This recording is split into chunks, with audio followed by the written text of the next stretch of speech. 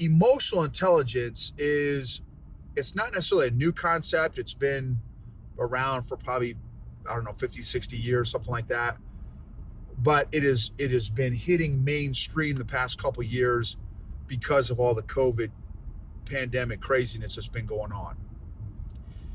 The need for emotionally intelligent leaders has never been more important than nowadays. With the whole big giant thing of, so there's a lot of consequences. A lot of people were freaked out about COVID and all that kind of stuff. Well, what no one ever talked about, mainstream media never talked about, was what are all the consequences of locking up and isolating social and relational beings like humans. Well, as it turns out, there are a truckload of issues and consequences for locking up and isolating human beings.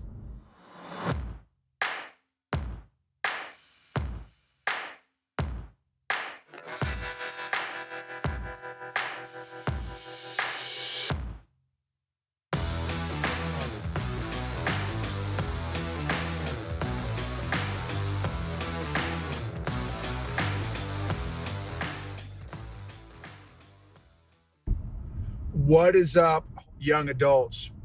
This is Noble, the EQ gangster. What? And I want to share some leadership skinny with you all.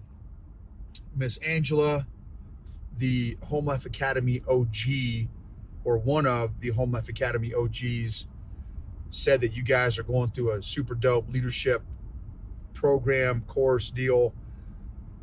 I am super passionate about leadership. Super passionate. So, quick background, I went to West Point a long time ago, which is a leadership school. It's a military academy. And from there, I went to airborne school, learned how to jump out of airplanes, which is awesome, except for the landing. Being my size, I'm bigger than the average bear, so my landing was pretty significant. For those of y'all that know physics, F equals ma. I've got a big giant M. So then after, airborne school, I went through my infantry officer basic course, then went to the Army's elite weight loss program, also known as Ranger School. And if you're not familiar with Ranger School, it is not the same as a park ranger. Very different.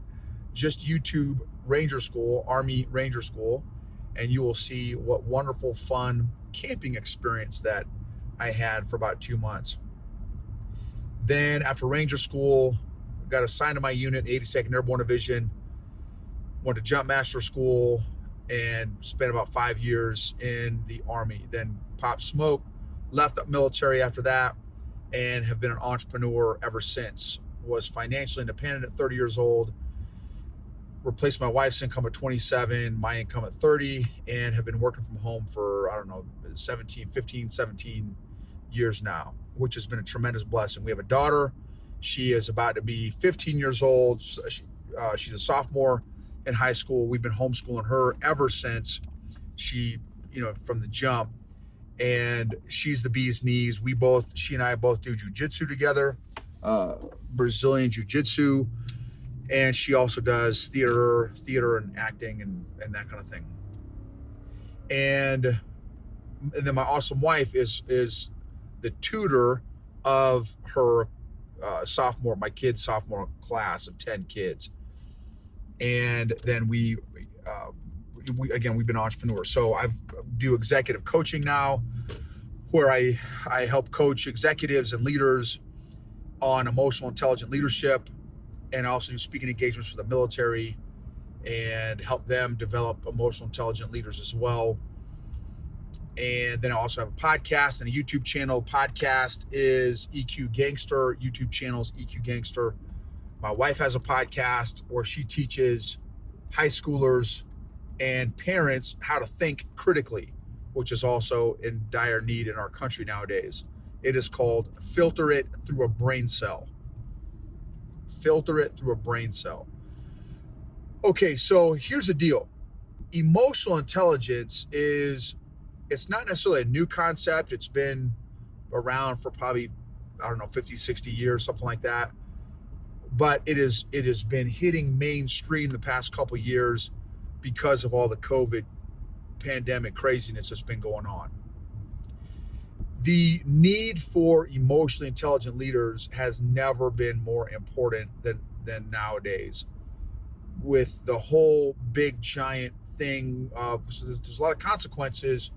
A lot of people were freaked out about COVID and all that kind of stuff. Well, what no one ever talked about, mainstream media never talked about, was what are all the consequences of locking up and isolating social and relational beings like humans?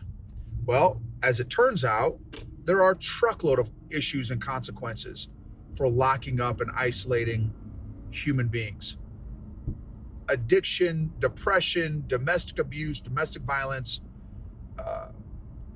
mental health issues, counseling, psychologists, literally tripled, maybe even quadrupled over the past couple of years because of all the mental, emotional, social issues that were going on in the country. And what happened was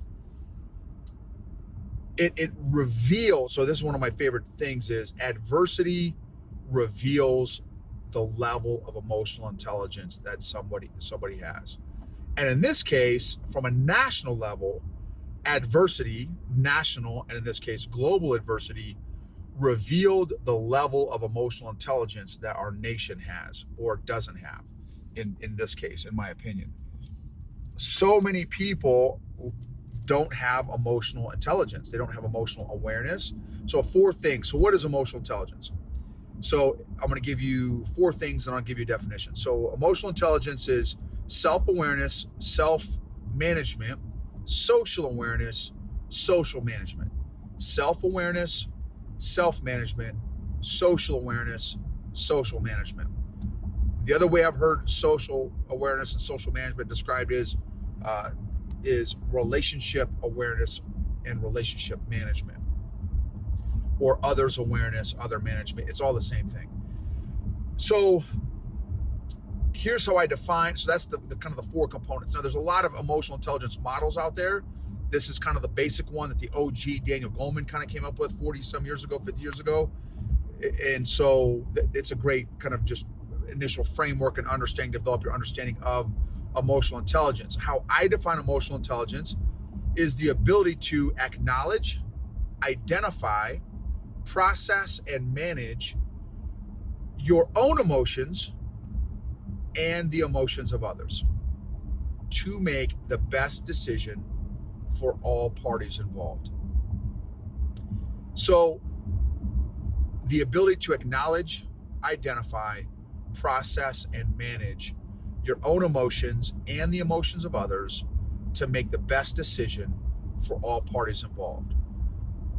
The goal of emotional intelligence is not to hold hands, sing Kumbaya, smell Skittle farts, jump on rainbows, and bathe in essential oils.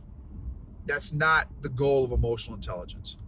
The goal of emotional intelligence is so that we can be more effective at identifying and feeling what we're experiencing and managing those emotions rather than our emotions controlling us. Being able to be more effective at managing our emotions and not allowing our emotions to manage us or control us, because emotions make terrible slaves. But here's a deal, and to give yourself and also your parents a lot of grace, because there's a really good chance the vast majority of you have parents who don't know much or at all of the concept of emotional intelligence. And if they do, I would almost guarantee that most of your parents do not have any kind of emotional fitness program that they are actively implementing on a daily basis. Because it's easy for me to say, oh, hey, I know how to get in shape. Well, am I? Am I in shape? Oh, but I can tell you all about getting in shape. Yeah, but do you work out? Well, no. But I know how you can get in shape. That's not what I asked you. Are you working out? Just knowing about emotional intelligence does not mean you're emotionally healthy. Just because you know the definition of emotional intelligence, just because I know the definition of emotional intelligence, does not guarantee or mean that I'm emotionally healthy. The reason that I am emotionally healthier, I'm not saying I'm emotionally healthy because I'm a definite work in progress and I'm working on my emotional fitness every single day. But that's why, is because I am working on my emotional fitness every single day. I'm working on my spiritual fitness every single day. I'm working on my emotional fitness every single day. I'm working on my physical fitness every single day. Like I said, I do Brazilian Jiu-Jitsu, which is great because it's a great, test and exercise for my emotional intelligence as well, because it forces you to control and work on your emotions. So that is, and here's a couple other principles, emotional intelligence principles. If you don't face and deal with your emotional issues, your friends, family, and coworkers will be forced to. If you don't face and heal from and work on your emotional issues, your friends, family, and coworkers will be forced to. Next emotional principle. What happened to you in your childhood, and I know your childhood is not that far behind you because you're only, senior teens, young adults. What happened to you in your childhood is not your fault, but it is your responsibility to grow from.